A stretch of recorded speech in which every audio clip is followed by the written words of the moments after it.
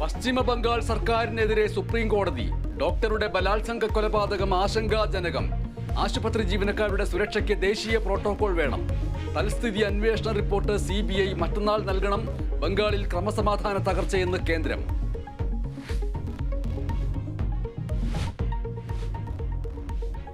Hema committee റിപ്പോർട്ടിൽ പോലീസിന് സ്വമേധയാ കേസെടുക്കാമെന്ന് നിയമവിദഗ്ധർ.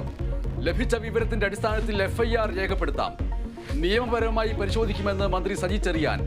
നവംബറിലെ ചലച്ചിത്ര സമ്മേളനം നിയന്ത്രിക്കുന്നത് 15-അംഗ ശക്തി സംഘമാണെങ്കിൽ പ്രതിഷേധിക്കുമെന്ന് വിനയൻ.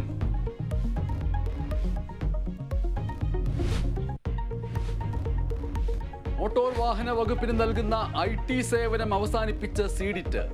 MVD നൽകാനുള്ളത് കോടികളുടെ കുടിശ്ശിക. താൽക്കാലിക ജീവനക്കാരെ അടക്കം സീഡിറ്റ് പിൻവലിച്ചു.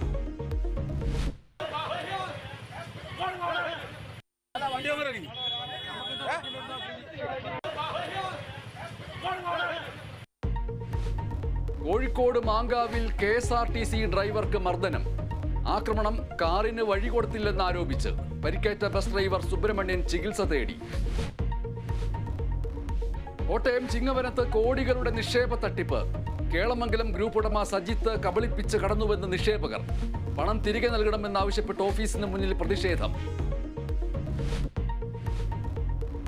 സംസ്ഥാനത്ത് ഇന്നും നാളെയും കനത്ത മഴയ്ക്ക് സാധ്യത. പത്തനംതിട്ട, കോട്ടയം, ഇടുക്കി, എറണാകുളം ജില്ലകളിൽ ഓറഞ്ച് ജാഗ്രത. 6 ജില്ലകളിൽ മഞ്ഞ ജാഗ്രത.